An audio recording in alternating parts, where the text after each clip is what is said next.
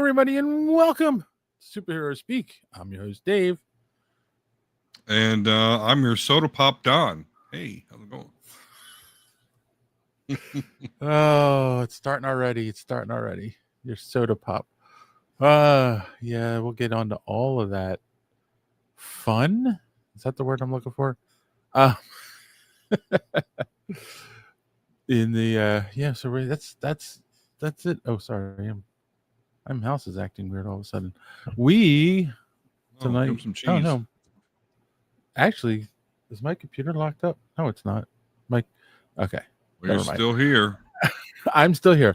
All Yeah, right. so we'll be talking about that K-pop Demon Hunters. It is the viral sensation that's sweeping the Netflix, and all of the little children are watching it, from my understanding. So we watched that. We're going to discuss it. Um, Plus, we got some Marvel news. We got a little bit of DC news, and we'll talk about Peacemaker season 2, episode 2. So that's our show, folks. Hopefully you'll stick it out and enjoy it. With all that being said, it's been a week. So, my friend, how are you? What's new and exciting in your life? Yeah, you're right, man. It's been a whole week, and as far as new and exciting goes, let's see, Wednesday night here. At least, hey, it's exciting that this will be the last. Our Wednesday shows can now be our AKA not getting viewers, drainage by the NFL. So obviously gearing up for that as a Browns fan, you only get to be excited up until they actually start playing, and you're like, okay, we suck. Um, but I did start to, and I'm almost basically all done with Twisted Metal season 2. So I guess I'll just say I'm enjoying that. A little spoiler alert for recommendations probably later. Uh, yeah, and then saw some K-pop Demon. See, and here's my problem. I call it Hello, K-pop Christopher. Demon Slayer. It's Demon Hunter. Yes, My kids are always correcting me. that's what kids How do. about you? Yeah, that's what they do, even when they shouldn't. How about you, Dave? How's been your week off? You went to the Ren Fair. How was Yeah, that? it was good. It was really good. Learned something here. That Hey, Timmy. Um, Sour that Grapes creators Tim Jones popping in. Say hi. What's we up, man? uh we the Labor Day weekend is an excellent weekend to go to the Renaissance Fair because it wasn't super crowded. Because probably most people who live along the East Coast went down the shore for the weekend because it's the quote unquote unofficial last weekend of the summer. So a lot of people around here do go down the shore. Um, so yeah, in fact, it was funny because normally when you're getting off the exit, there's traffic is backed up off the exit because you get off the exit, make a right, and the Ren Fair is right there, basically. So, um, we we're driving up to the exit, and Karen's like, "There's no cars here," and like we're driving up to that, she's like, "Where is everyone?" And she's like, "All the cars are that on the going the other way. They're not going." She looks at me, she goes, "Are you sure the Ren Fair's this weekend?" I'm like, "They sold us tickets." Um, but yeah, no, we got there, and there were people there. It just wasn't super crowded. It Yeah, actually reminded me more nice. of when I used to go years ago because it became more popular as they started adding more alcohol in the Right. There we go. Yeah. incorporating that in the fair. So yeah, so we went. We saw a couple shows. I had some food, drank a little, had a good time. Um, and then we actually ended up staying in a hotel in the area because where her oldest, not her oldest, her one son goes to school is Millersville, which is only it's about 20 minutes outside of Lancaster where the Ren Fair is. So we went up and visited him for the day on Sunday, and you know, just went to dinner with him and took him shopping for stuff he needed. We ended up going into Michael's and buying stuff, and yeah, that's just had a nice day. I didn't get home until I got home at 8:30. So yeah, there was no way we would have been able to do a show. Yeah. Um, but yeah, had a good time. Other than that, just been Good. working, watching stuff for the podcast, and same old, same old, really. Yeah, in fact, uh, one of the things I watched was obviously episode 2 of season 2 of Peacemaker. Okay. Um, I'm curious on your take, but I kind of feel, and I think you're going to agree with me. Um, the show is more, uh, it feels more R-rated than last season. Like last season, there was stuff in it, it was violence, but I feel like they drove it up a notch this season. Yeah, I would. Yeah, I would definitely say so. I mean, already talked about the first episode with the orgy, and it's even referenced again. Again, Spoiler alert! In the second episode. So, I feel that has a lot to do with James Gunn kind of competing with the boys, and I know that's not like a super original take by me, but it is what it is. It's just kind of how I feel. And I mentioned before, I do believe, or at least hope, that basically this show just gets to be his catharsis for his crazy batshit stuff. Batshit. Um, and so so that yeah, we don't get actual bat shit. right.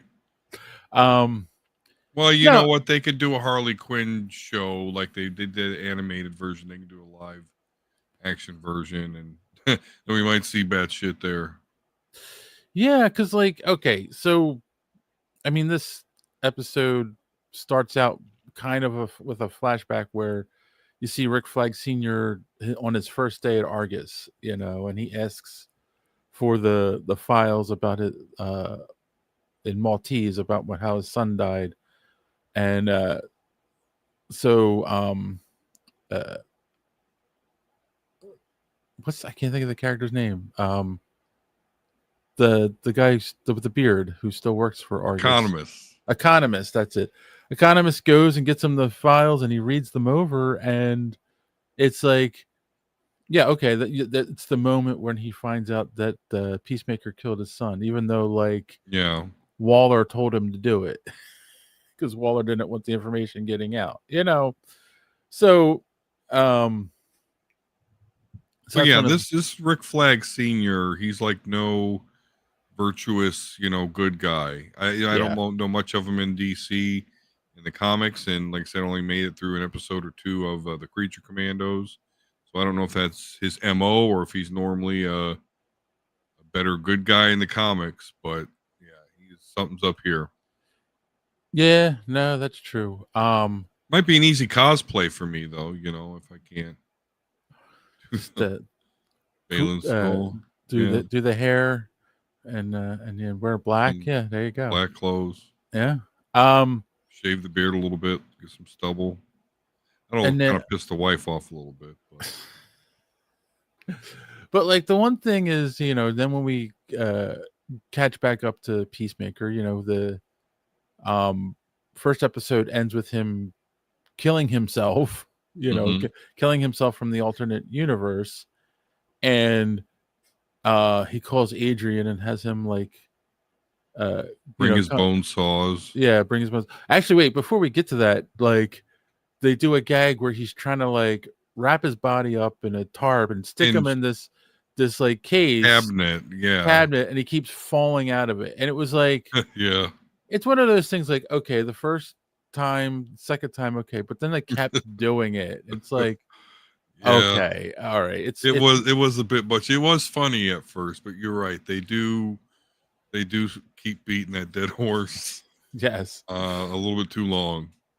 Right, and then he calls Adrian and is like, "Oh, you know, bring your bone saws," and like they proceed to show you in Yeah, like the almost detail of them cutting up the other body.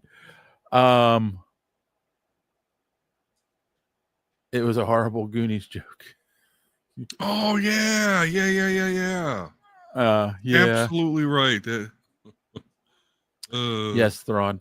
But like, I was like, they don't need to show this. no.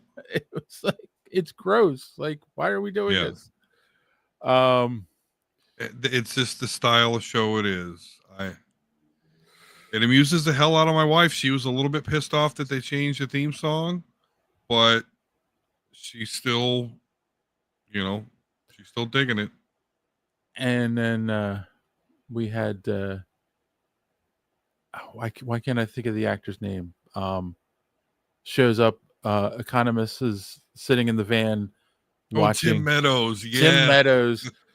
His character shows up and typical Tim Meadows humor, you Yeah. know. Which I love.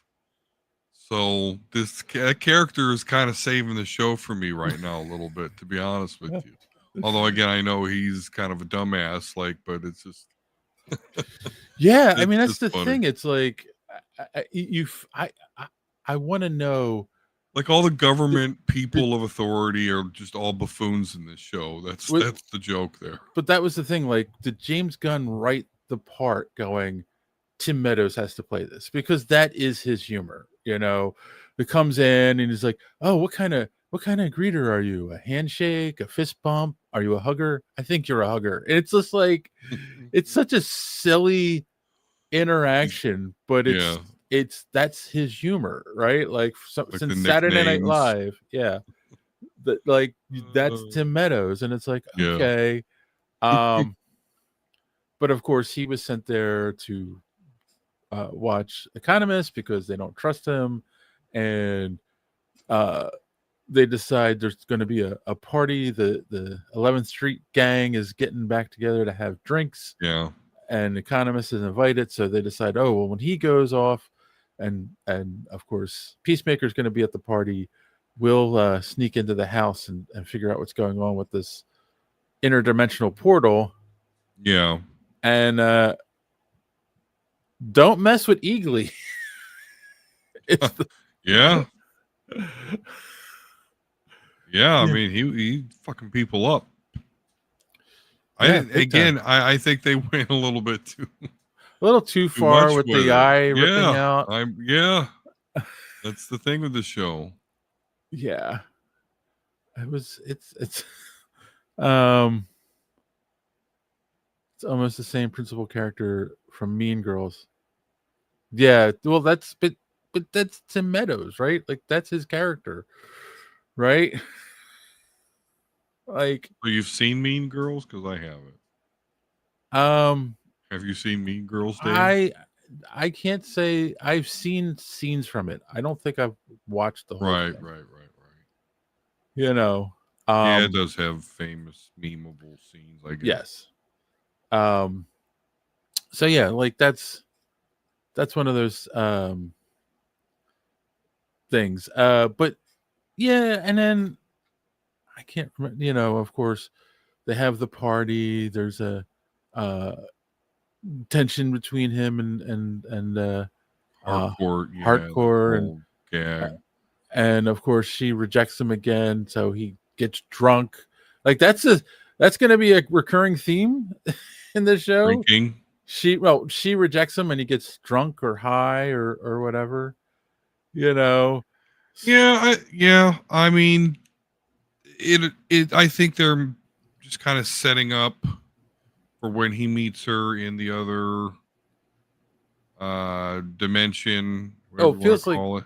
I mean, it feels like that's what the next episode is going to be, right? Because the show, the episode ends. He goes into he texts her because he has the other Chris's phone, and he texts her, but it's obviously says sent failed because it's in Yeah. another dimension. So he drunkenly stumbles into there, And then she replies and sends a heartbreak emoji, and then that's the end of the episode. And then you hear the dad uh, um, talking in the background. I wasn't paying too close attention to what he was saying.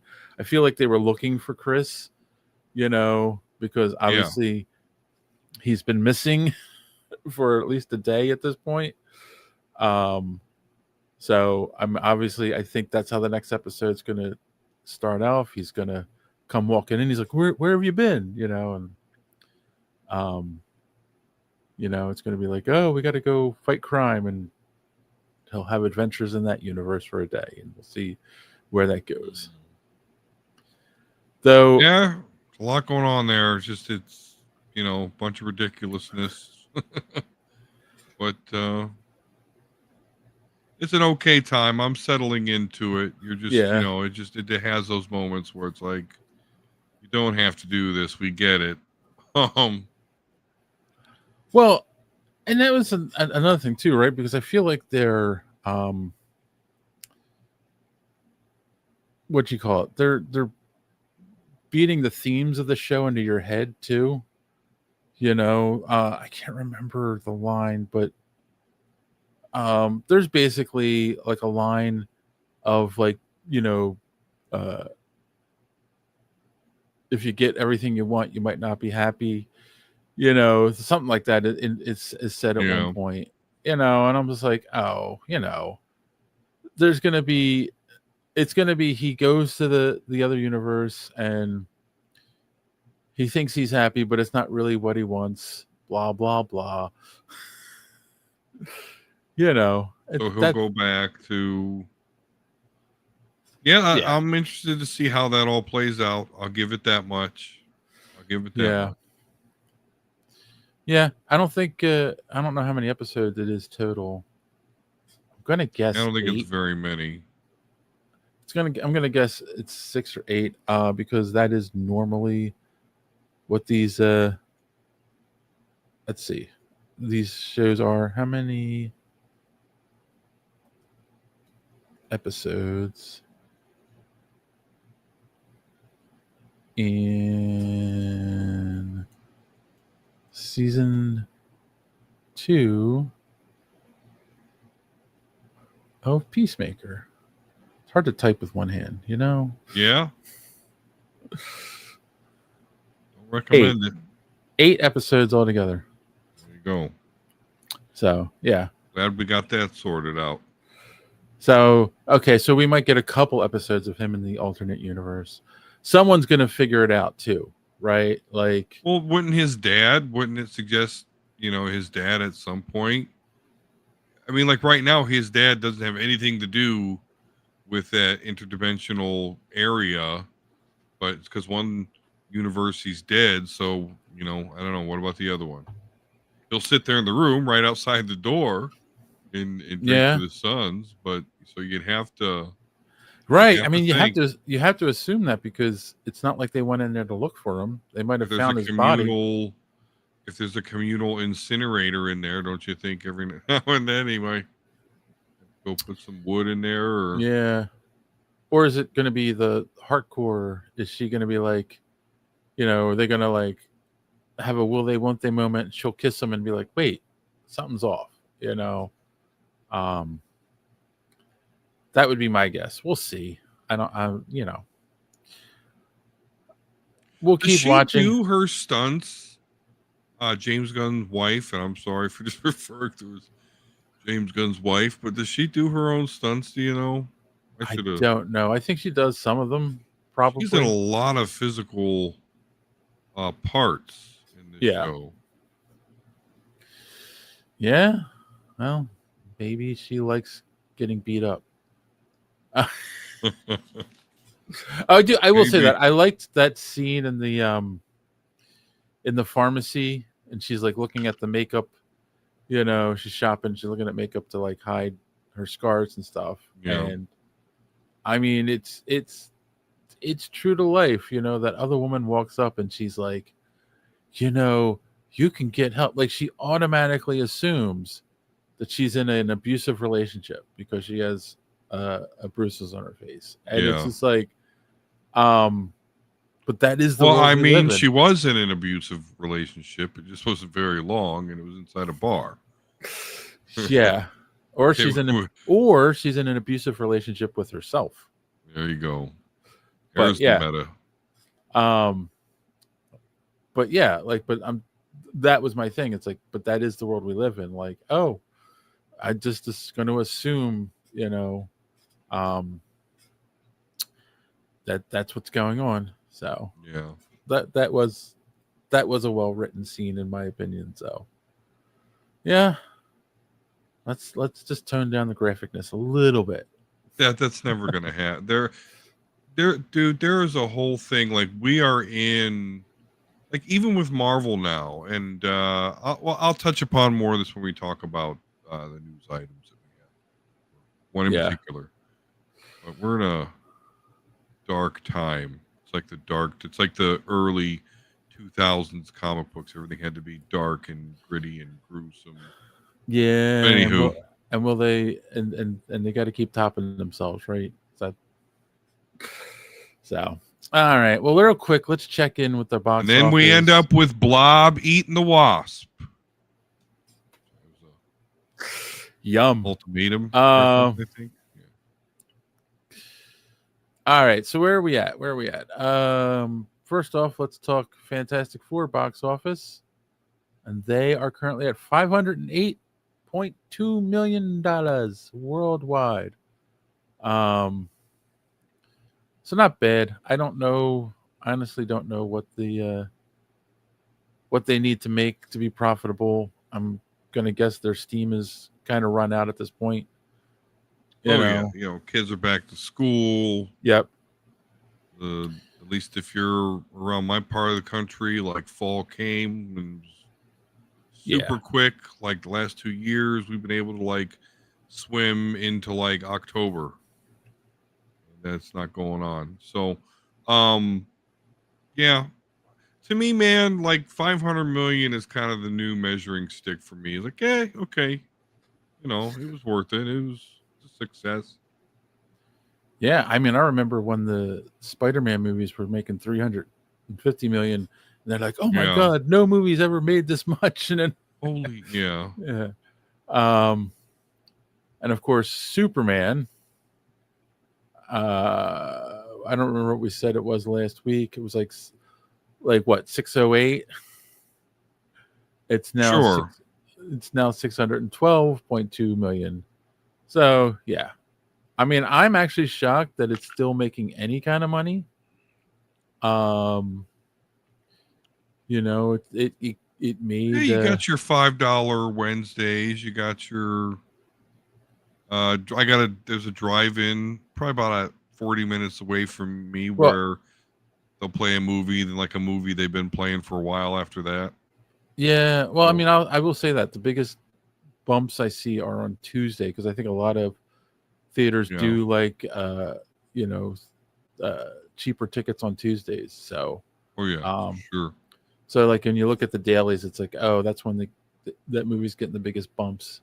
So yeah, um, I mean, I just think it's weird because it's on streaming now. You can watch it whenever you want on HBO Max, but people are still going to buy it. So, what did Thrawn say here?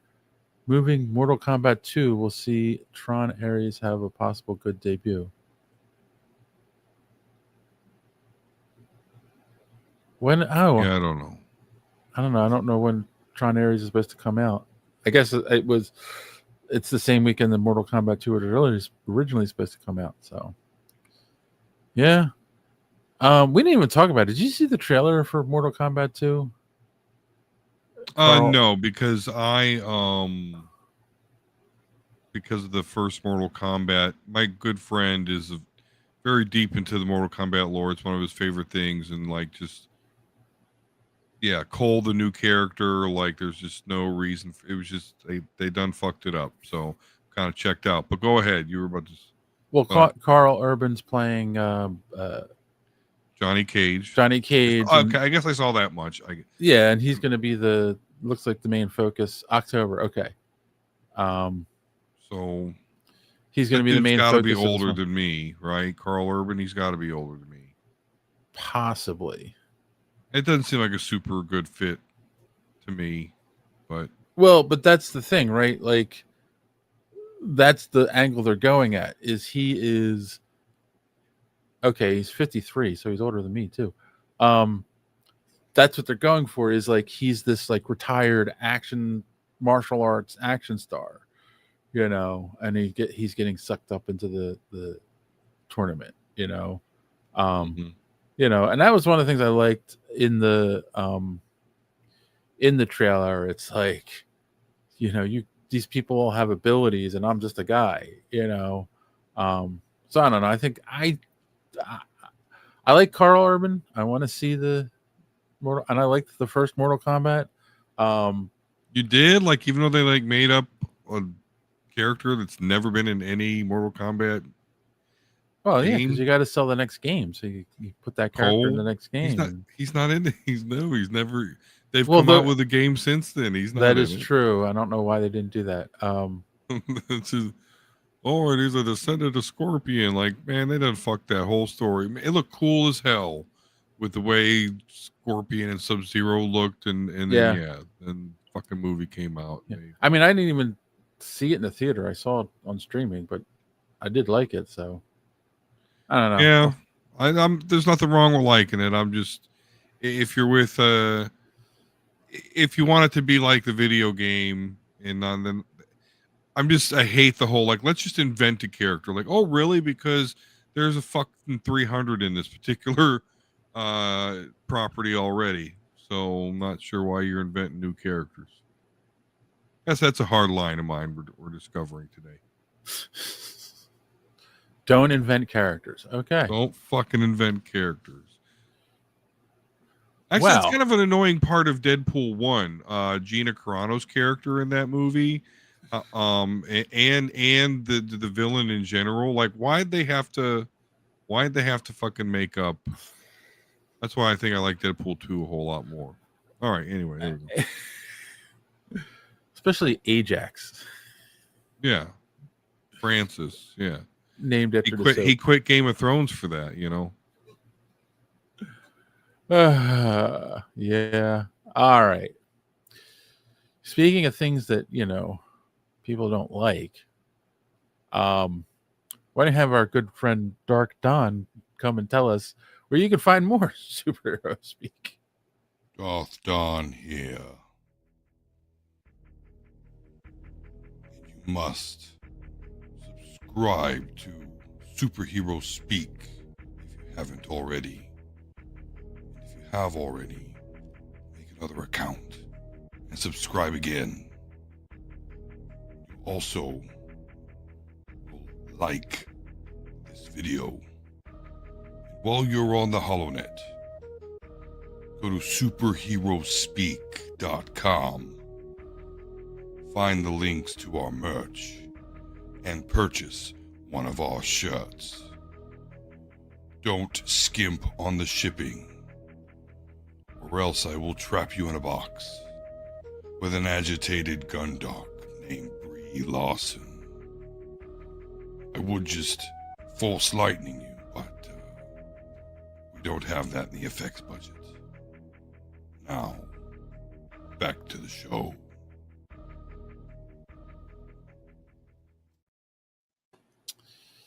One day we'll put that in the effects budget. Oh, I forgot to point out, I did do something else this week. I mean, I have a new painting behind me. There was a comic there before, and that's my thing. That doesn't sound right, but no, it does not. I call that one. Did you say clever in time? So.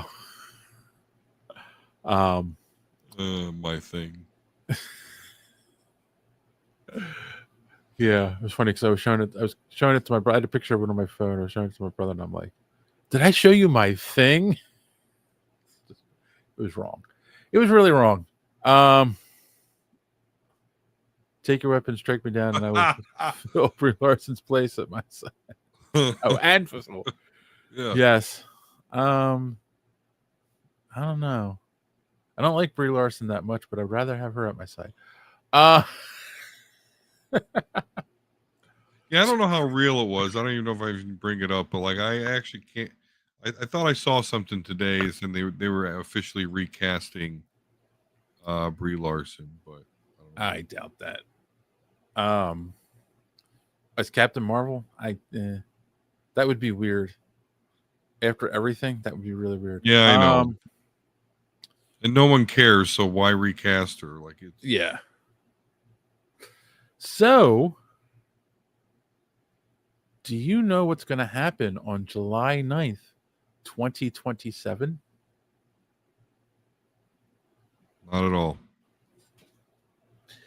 That is when Superman 2, The Man of Tomorrow, will be in theaters. And Wow. I really, really hate, and this has been Marvel's problem. It was DC's problem, and I was hoping Gunn wasn't going to fall into this. But announcing a release date before you even have a script. Okay, yeah, I was wondering if that was going to kind of be your take on the situation because yeah, I was like, obviously we talked about the fact that they announced there was going to be a sequel Yeah. already, which we're like, okay, that's how we know it's successful because they're like, okay, we're going to do this again. Um, I could see your point, but I can also see where James Gunn may feel, James Gunn and Saffron feel that they have to get while the getting's good. Um, Marvel is a little weak right now Yeah. and probably will be, in my humble opinion, until they really start focusing on the X-Men shit. And so DC not only has to catch up, or has to is maybe a strong word, um, but they might see this as their only opportunity to make any sort of headway toward where Marvel is.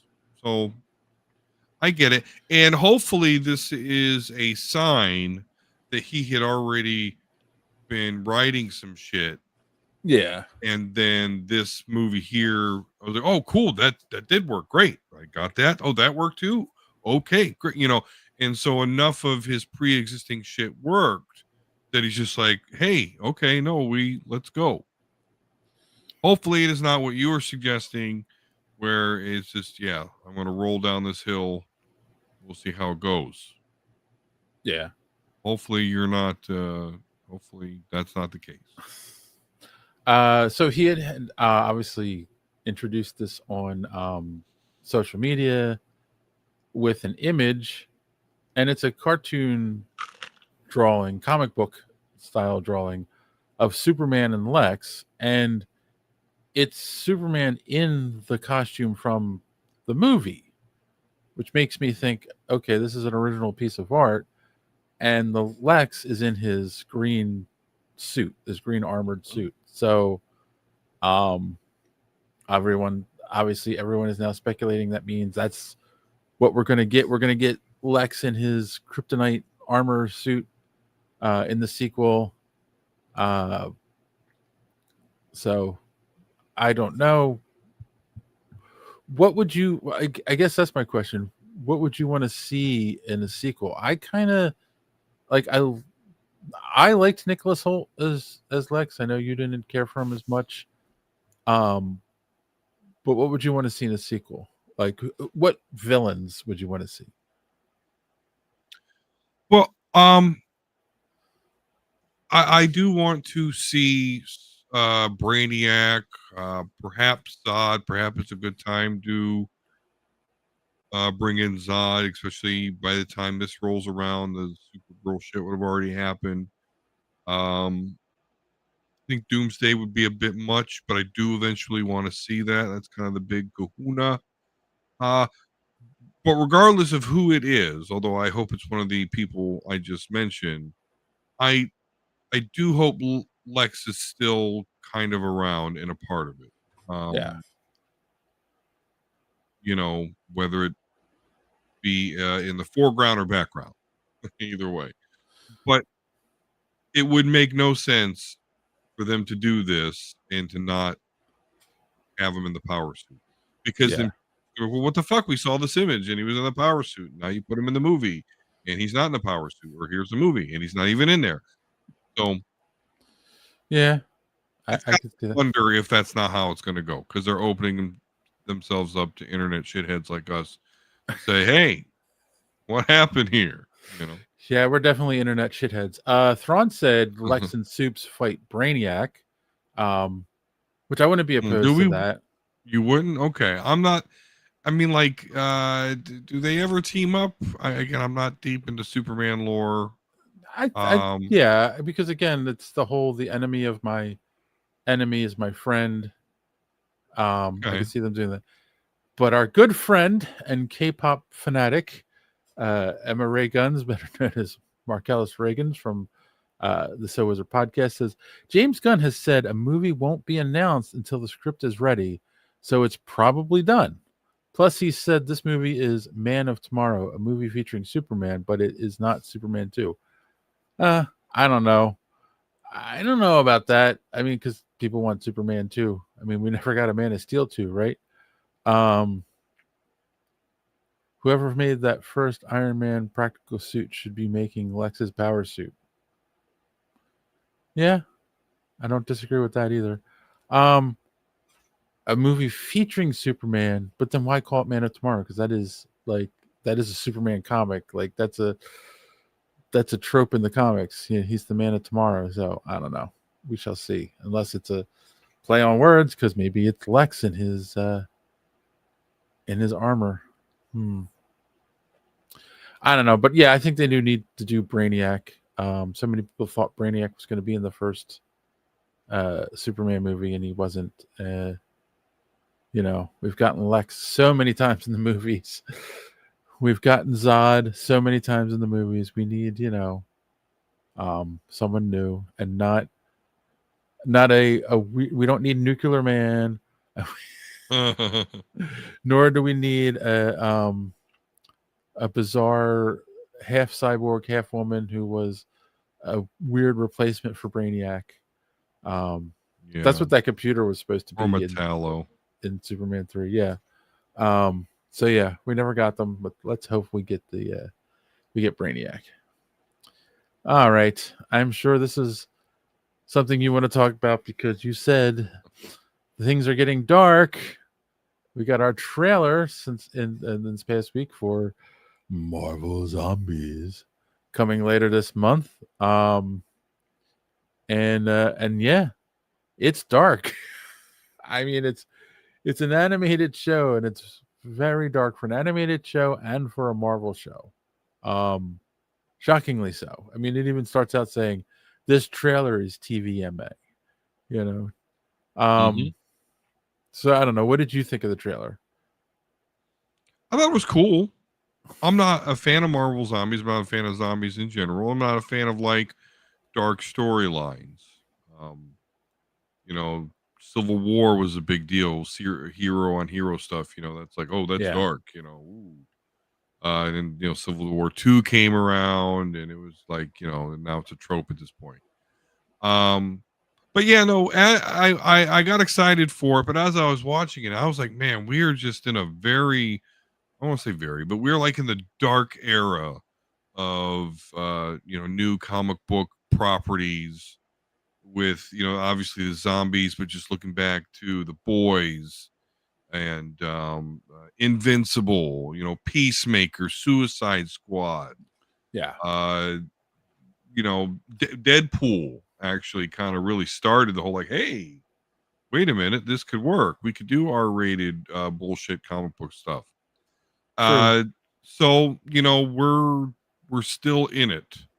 Deadpool and Wolverine, was a big hit and it had silly shit.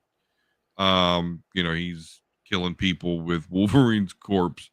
So yeah, we're like here. I we'll see how long this goes. I mean, obviously it's been going on for a couple of years now, I feel, but just, yeah, everything comic book related for the most part now, outside of Superman, Fantastic Four, which is nice. They are the more purer Yes. comic book properties. So it's nice that those are at least maintained. That tone is not acceptable for those properties. But yeah, outside of that, it's just kind of where we're at, and James Gunn, I think, is participating in that just a little bit. That's why I kind of made that point in that segment. But that's really what it reminded me of. Like, whoa, this is really dark, gory, and I'm just thinking, oh boy, the boys and everything we have now, Invincible, Peacemaker, gory, blah blah. So we're here, and it's like, and it was kind of like this and of course this is when the Marvel Zombies originally came out, like in the early 2000s. So, here we are 20 So years later, and so I'm gonna say something that I'm sure won't be a surprise to you, but might shock people. I'm not a fan of The Walking Dead because the idea of like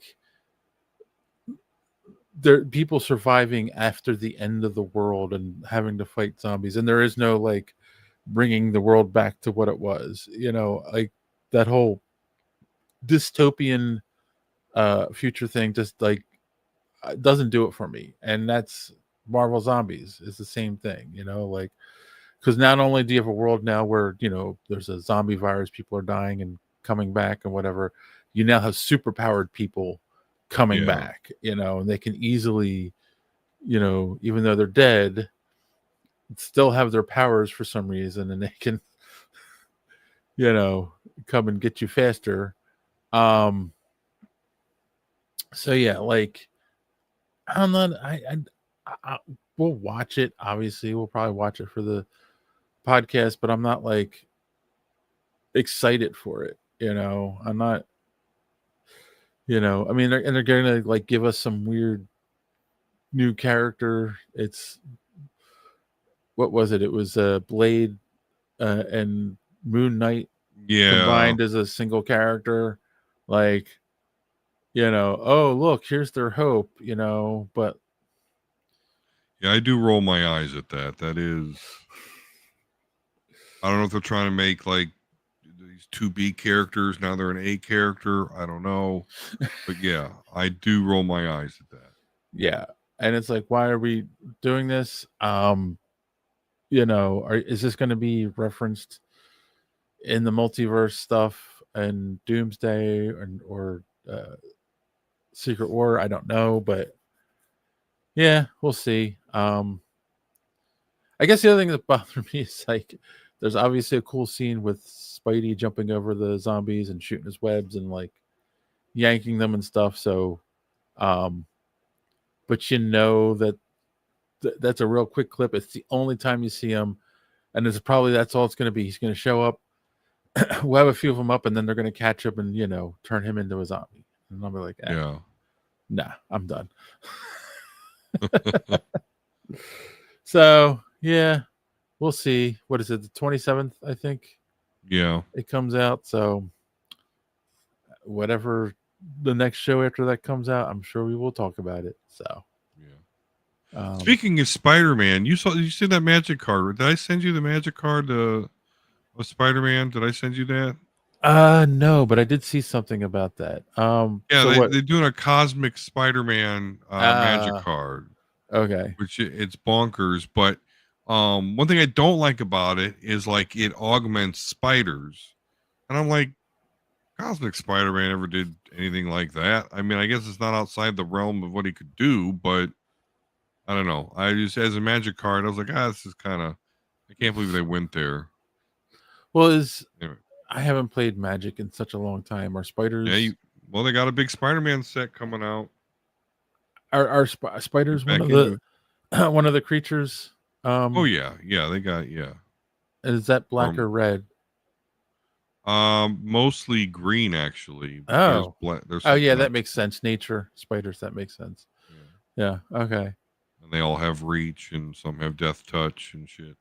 Yeah. Huh. I don't know. It was a crazy. I can't believe they went there with Cosmic Spider-Man. Their Spider-Man set. And what color is he? Oh shit! I forgot.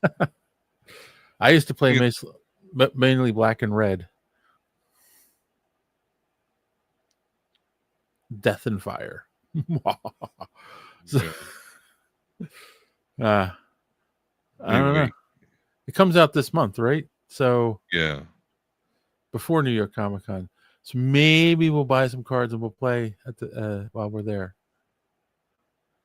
That's what we should do. yeah, shit. He's what we call his Wooberg, which is all 5 colors. Yeah, legendary spider human hero. He has flying, first strike, trample, lifelink, haste. At the beginning of combat on your turn, other spiders you control gain flying, first strike, trample, lifelink, and haste until end of turn. Yeah, well, there you go. Cosmic Spider-Man. Cosmic Spider-Man in Magic the Gathering.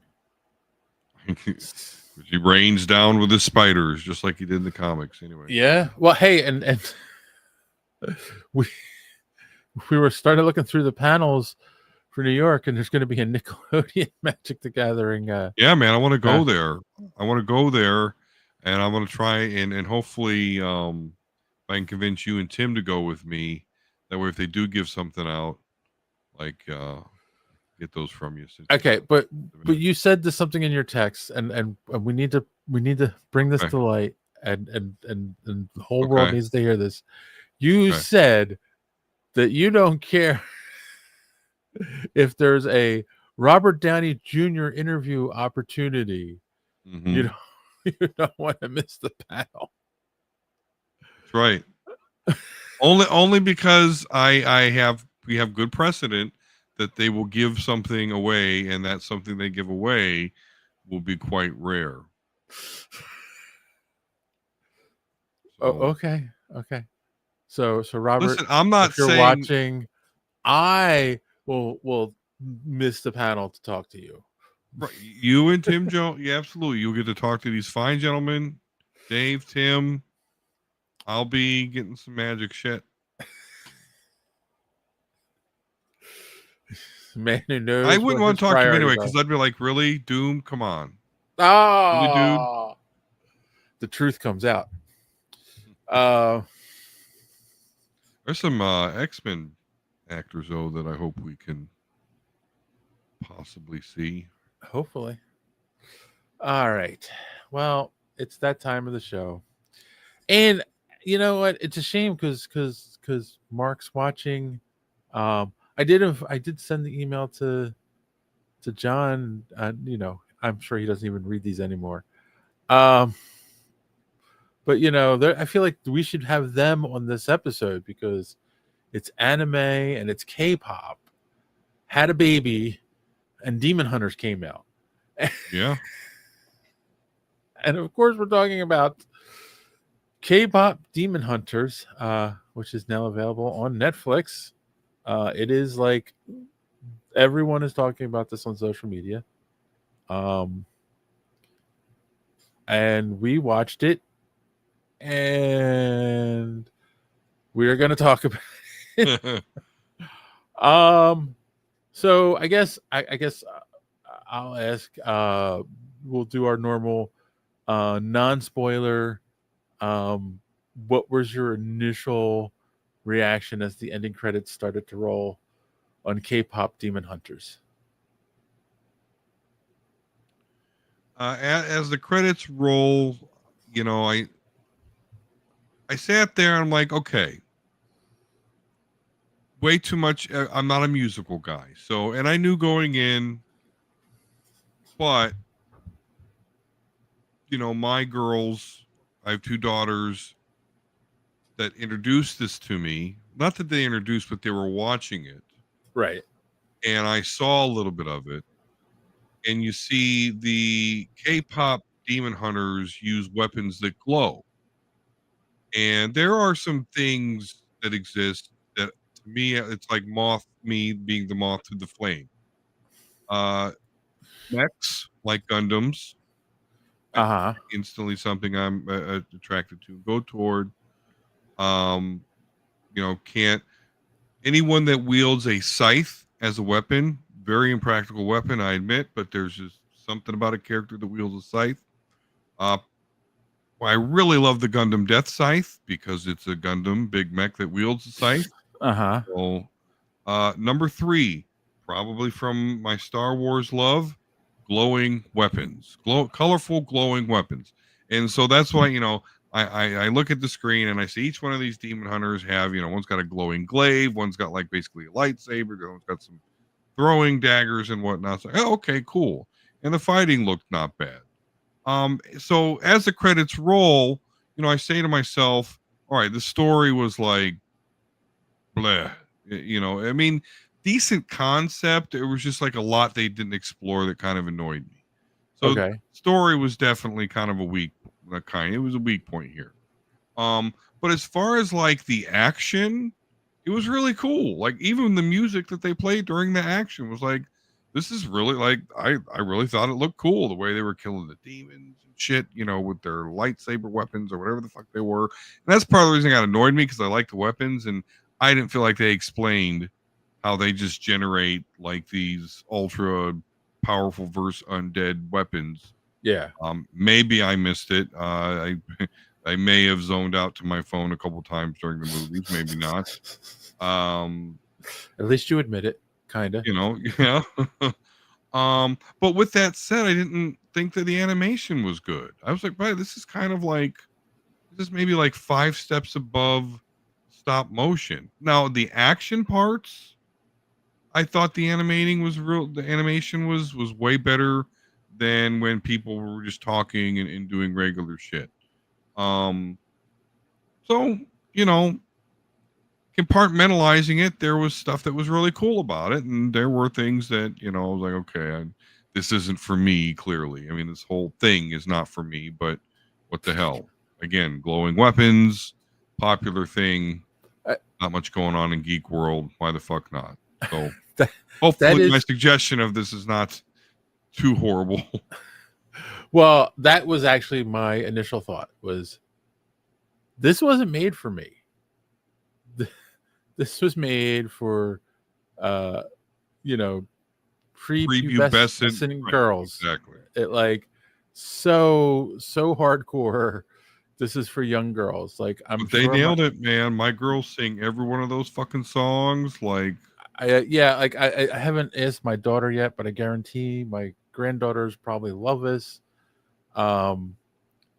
It's so in that genre, like, and it's funny because I'm sure you know this too, having young daughters and me having young granddaughters, like there's a lot of stuff like this on Netflix and whatnot. Like, there's Barbie movies and that come out every so often. I'm sure there's like made for streaming Disney movies I'm not thinking of, but for some reason this hit and like it blew up, like where I saw so many people posting about this on social media. So when you said we should watch it, I was like, I knew this was coming, but like, but I get it. But with all that being said, it's like, it's not bad. It's not, again, it's not for me. So like, like in that respect, like if I was just watching this, I wouldn't have just watched this on my own, right? Like this is not a movie I would have been like, oh, I gotta watch K-pop Demon Hunters. But it is a movie I would sit down with my granddaughters and watch. It's a movie where if my daughter said, do you have anything you could recommend? I would recommend it for them because I could see them enjoying it. I mean, there's the whole, and it's funny, right? Because that's the other thing. There are things in it that I felt were kind of predictable, and there were things in it I was like, oh, that did surprise me, with the story. So I'm still mulling over, was this Pocahontas or Romeo and Juliet? But it kind of borrows from both. But at the end of the day, it's not horrible. But if you're a middle-aged man, it's not made for you unless you're John O'Grady. I'm sure he ate this up. I am sure he ate this up. I think Mark might have eaten it up too, but I don't know. He's being quiet or he's not watching anymore. Well, yeah, but I agree. I mean, it's definitely not bad. I can't make fun of it. And I for what it was, I thought it did a solid job. And So there's a lot I don't get about it, believe me. And yeah, I'm trying to reserve judgment because of like, okay, I don't know why these obviously grown men are fawning over. I just music this much. Um, yeah. So there's a lot I don't understand, but I think the bones are there are decent. And you're right. From sitting down with my daughter and she says, "Hey, what? Beauty of the Beast or K-pop Demon Hunter?" Oh, hey, K-pop Demon Hunter. Let's do that. right. So we'll get a little more into it, but there Yeah. are initial thoughts. And I'll say, if you haven't watched it yet, and you don't want spoilers, this is probably where you can walk away.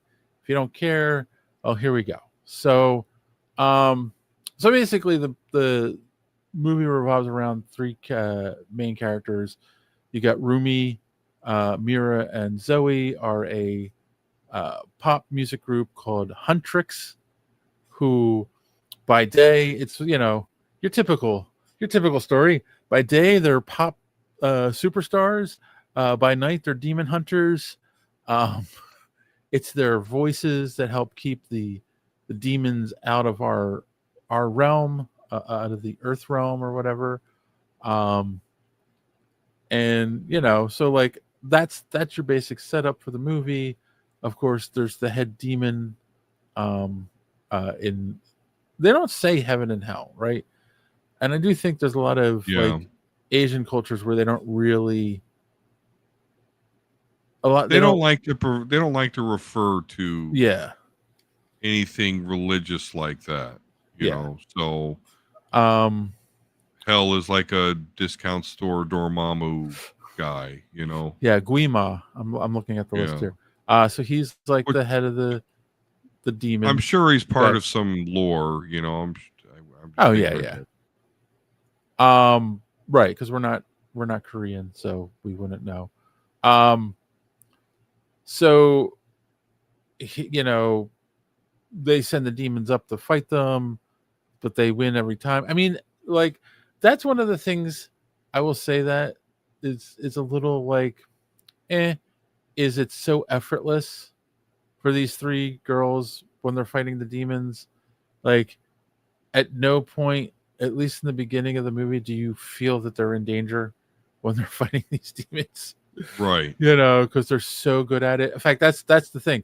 They In the swing their shit like 20 of them just explode. Just 20, Right, right, yeah. right. Yeah, they just hit them once and they're dead. And that's the thing too, right? They're they're about to have the last concert on their world tour, and they're supposed to be heading into the stadium, but they're on a plane, and here the demons have taken over the plane, and they're trying to capture them so Yeah. they can go down to the stadium and eat they'll eat the souls of their fans.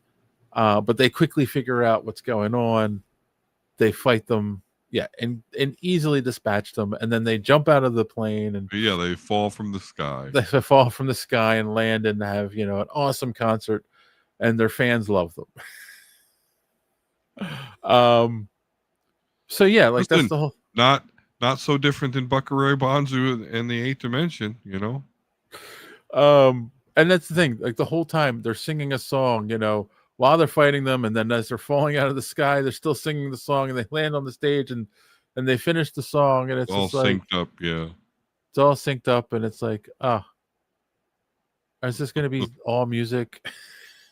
I get it, it's K-pop, but like, come on, You're the musical man. I figure you might like that part. I'm not a K-pop guy, so yeah, not really. Um, so yeah, it's so that was like, I think one of the things I kind of had a slight issue with is, again, like how easily they fight these guys, the basic demons, right? Like I'm going to Yeah. call them the basic demons, but then of course, plot twist, there's a group of demons who decide,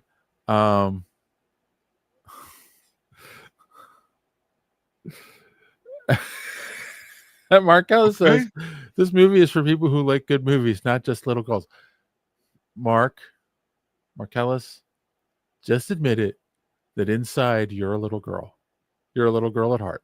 Um,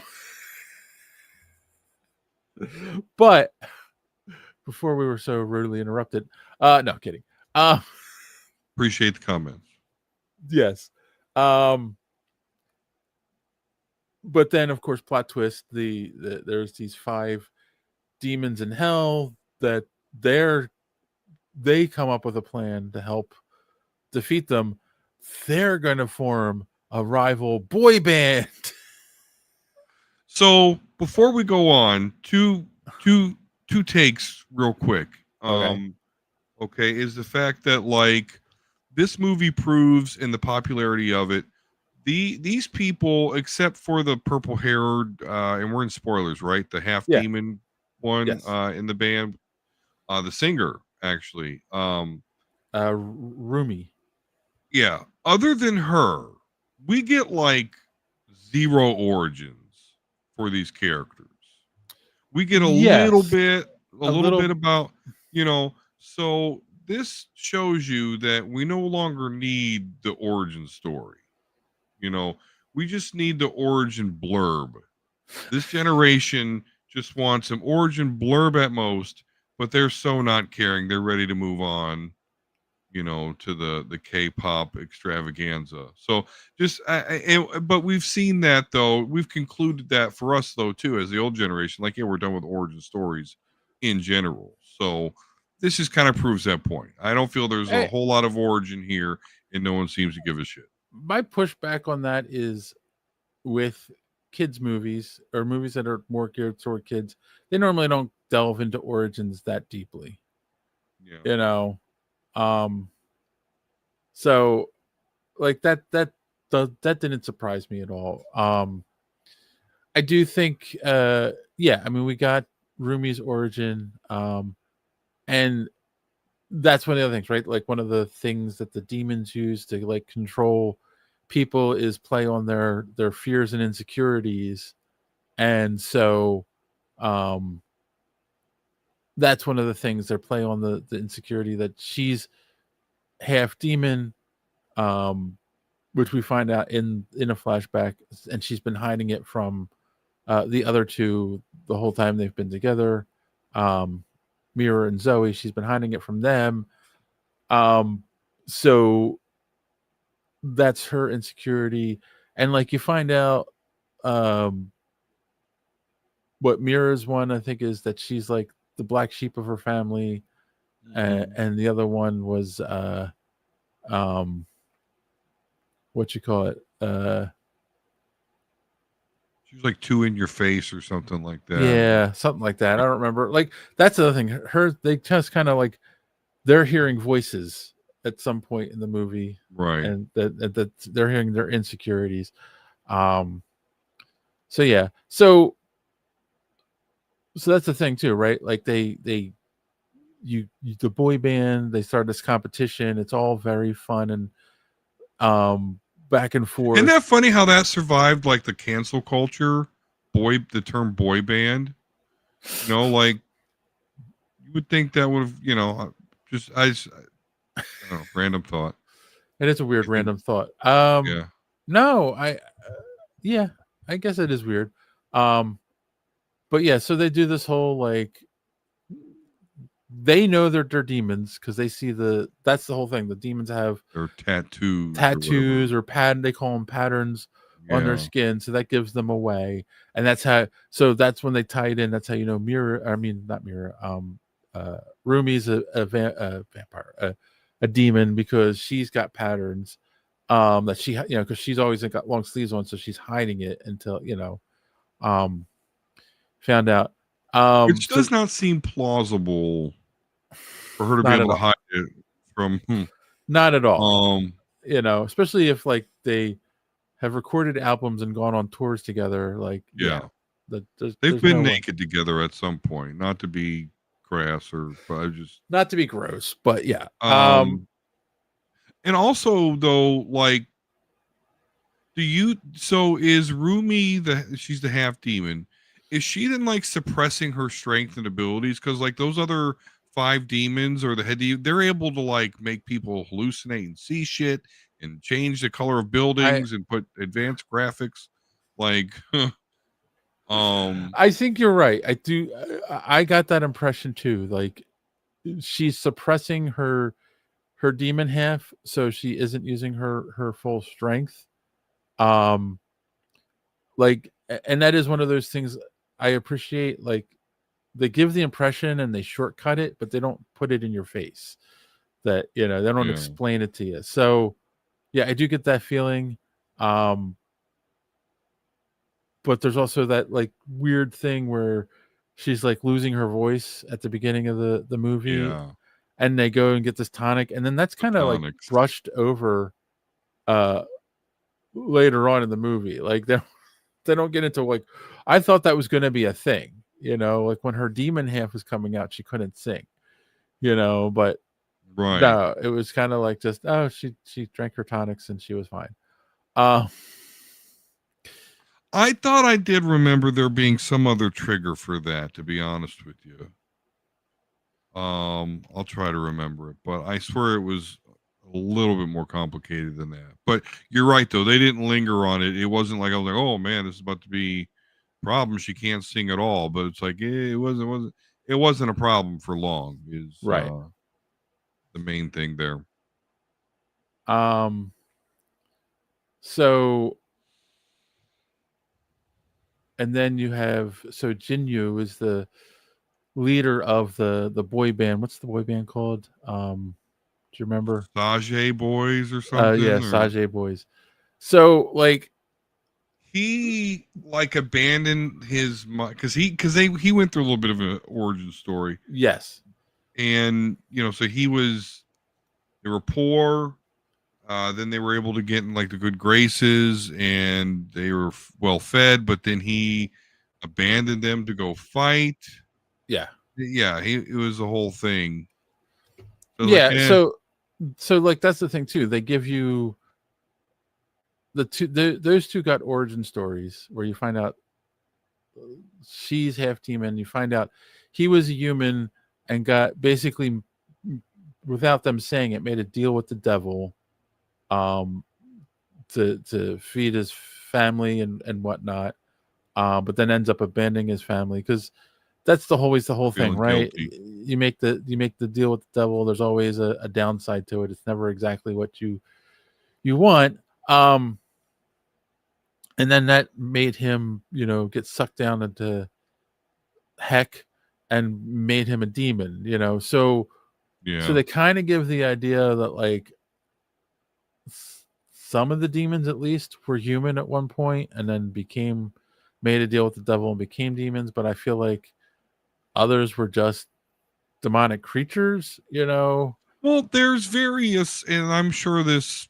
I'm probably looking at it way too deep here, but there is various levels of demons Yeah. in D&D and a lot of lore that involves demons. So that's I don't know. To me, that's exactly what it is. You've Yeah. got like your higher level demons, and then your lower level, which those are the ones they're like, one swing of their weapon and fucking 50 of them just explode into body parts.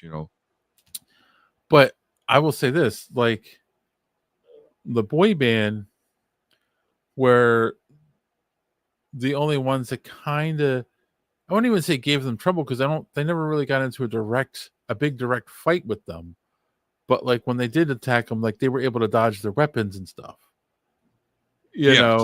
Whereas like the lower demons, again, they could take out 5 with one swipe of the sword, where these 5 could like dodge their weapons and not have to engage them.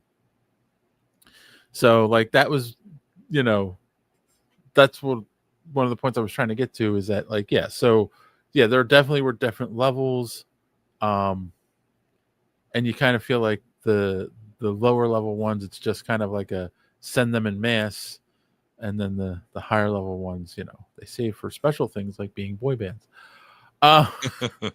So there's a whole like they kind of fall for each other, Yeah, that whole um gag. that whole gag. He sends an invite for her to come see him with the creepiest animated demon cat I've ever seen. Yeah. Those eyes were just like, oh my god, what are they doing to us? Uh, so that was, I will say that was one of the weird things in the movie was the demon Wasn't cat. in the cat had the bird, the 3-eyed Yeah, bird, the bird that sat on top of it, that Yeah, had a hat on, and it's it's a small bird, so the hat's pretty small. But then she asked him like, "Oh, why does the bird always wear the hat?" He's like, "I don't know, he keeps taking it from the cat."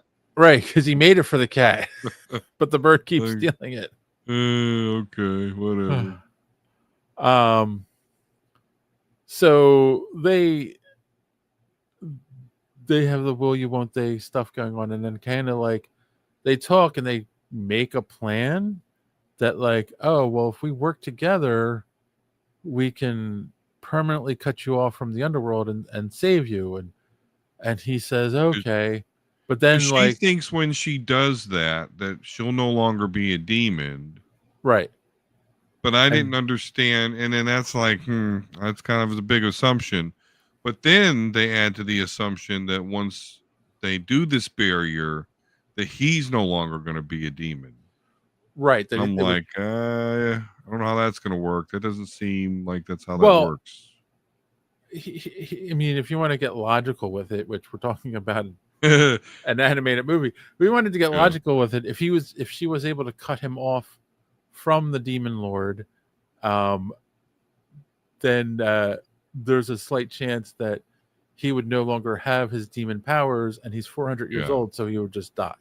Yeah, like they don't talk about Yeah. that aspect of it. Like, he was a young 18, 19-year-old when he like made the deal with the devil. Right. But now it's like, oh well, if I lose my abilities, I'm going to die. So, Right. but then of course he, the demon's like, oh no, you can't escape me. He ends up essentially betraying her by those illusion powers. Two of them disguise themselves as the other two girls at this contest thing, which I didn't get that either. The pop contest where it's like, Yeah. and of course they're like, oh, you're a demon, and they're yelling at her, and she gets freaked out and she leaves. Then the actual two find her and see her markings, and it's like, oh my god, you're a demon, you've been lying to us all this time, we can't trust you. Typical trope that Yeah. happens all the time in stories like this. Like, neither of them can go, oh wait, let's talk about this and figure out what's going on. It's like, no, you lied to us all this time, even though you helped us kill all these demons.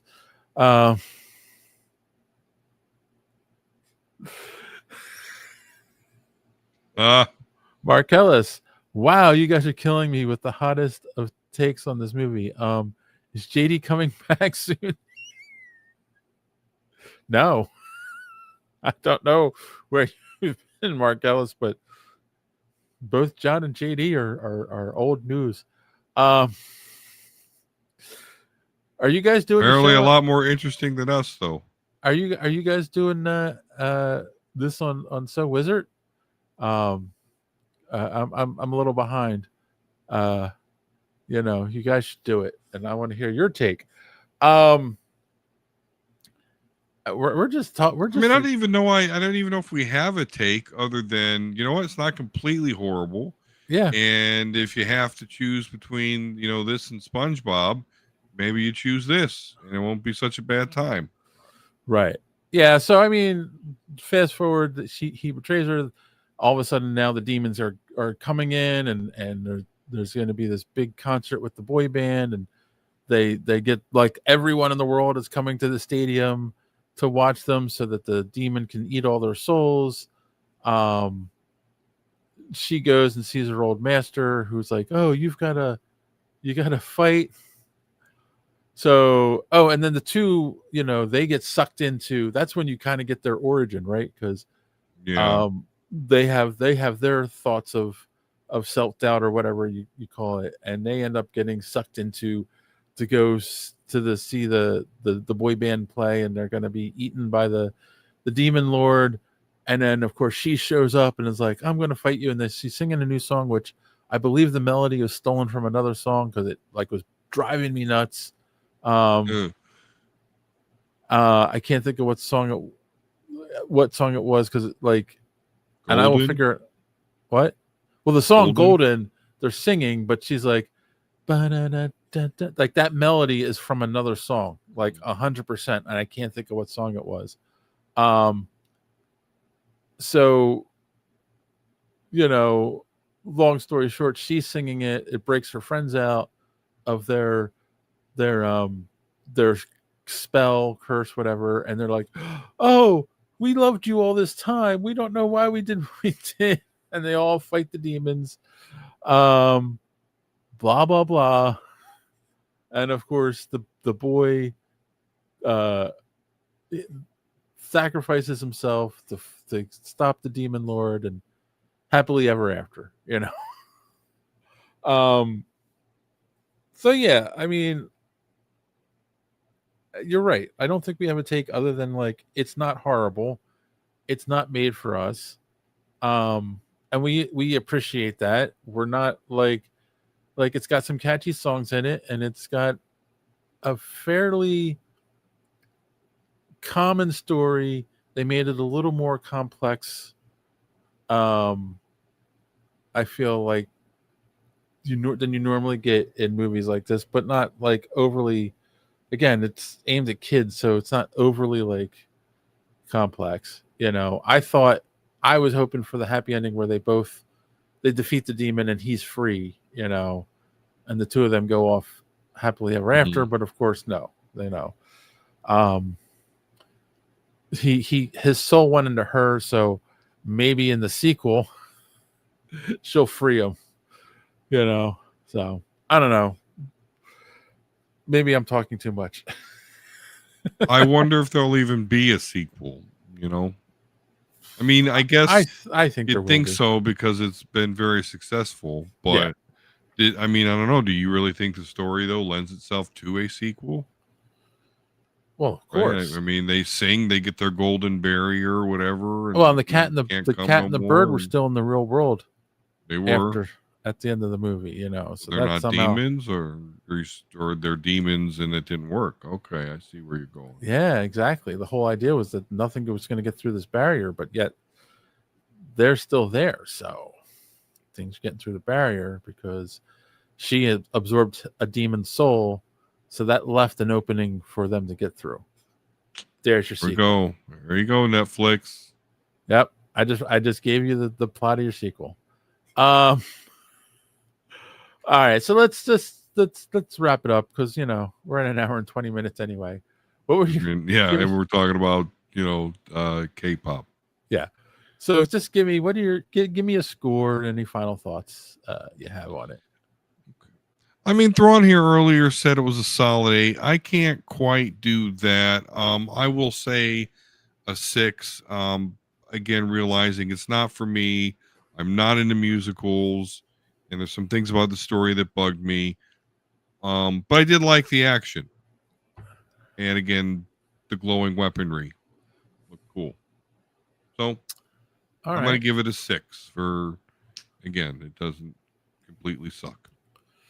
All right, Marcellus, what's your score? Let us know in the comments. We do 1 out of 10. I know you guys do 1 out of 5.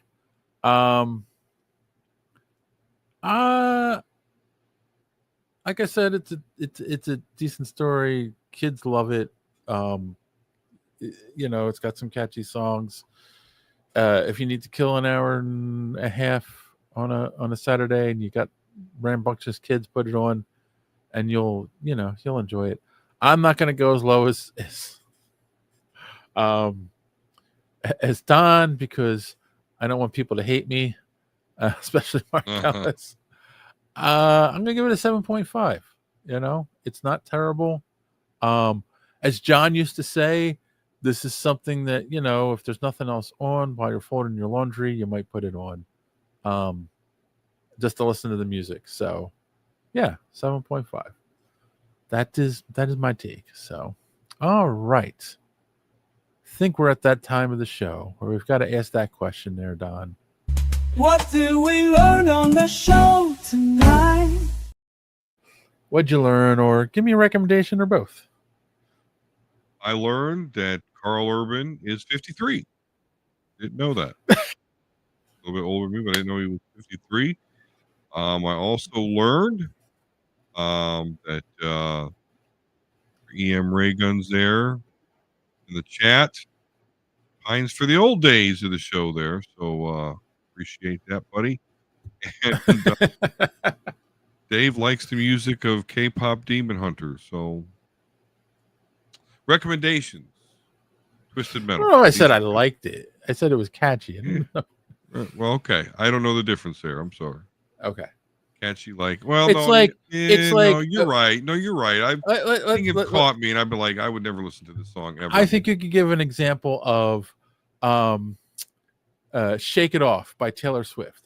Taylor Swift, I'm sure, is neither one of ours cup of tea, but that song gets stuck in your head because it's catchy. So that's the difference. So go ahead. Okay, I'll admit to that. Oh, here we go. He says, so EM Ray Guns responded to you. We covered the movie on last week's episode, and I reviewed the soundtrack on Coop Cosmos on YouTube. Spoiler, it's a 4.5 for me. So okay. I mean, so you got it right there, Dave. He's is a fan. All right. So what's your recommendation? Oh, Twisted Metal season 2. Oh yeah. If you haven't seen season 2, go see season 1 first. But just funny show. It's not like 100%, like beholden to the video game. They do change some story elements, but they do keep a lot. They do keep a lot of homages and Easter eggs and things. And it's just funny. It's funny. It's number one a comedy. It's not a drama or an action adventure. It is number one a comedy, although it has action and adventure. But just a good fun show. All right. I learned many things tonight. Many things tonight. I learned. I can tell you, it's a big things. Big things. I learned big things. I learned that Marcellus from So Wizard, who defends Rise of Skywalker, who defends what's that movie with Vin Diesel where based on the comic, Pitch Black? No, not Pitch Black. Where he's got the nanobites in his body and he can Bloodshot. Bloodshot. Right? Yeah. He defends that movie. He gave that a good rating. Thinks our take on a movie that wasn't made for us is a hot take. And feels that JD would agree with him. Bloodshot, that's it. Thank you, Thrawn. Bloodshot. Thinks our take is hot and feels some reason that JD would be on his side for this movie. I really don't think he would be. I'm pretty sure JD is not a K-pop fan. So it was a very, very, very interesting thing that I learned. Recommendations. I got nothing. I recommend you keep watching Peacemaker because we'll be talking that. Obviously, episode 3 comes out tomorrow.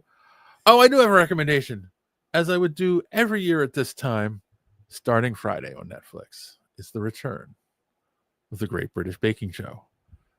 My one true guilty pleasure. So if you like cooking shows and you like stupid dad jokes, go watch the Great British Baking Show. And you don't have to watch previous seasons to understand the show. It's pretty damn straightforward. So on that note, that's my recommendation. So yeah, that's it. And on that note, I think because we're at an hour and a half, so we went a little long this week.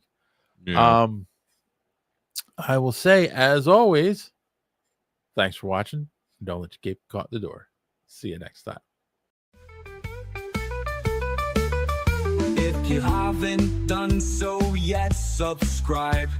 It really keeps this podcast alive. Smash the like button if you please. It gives us what we need.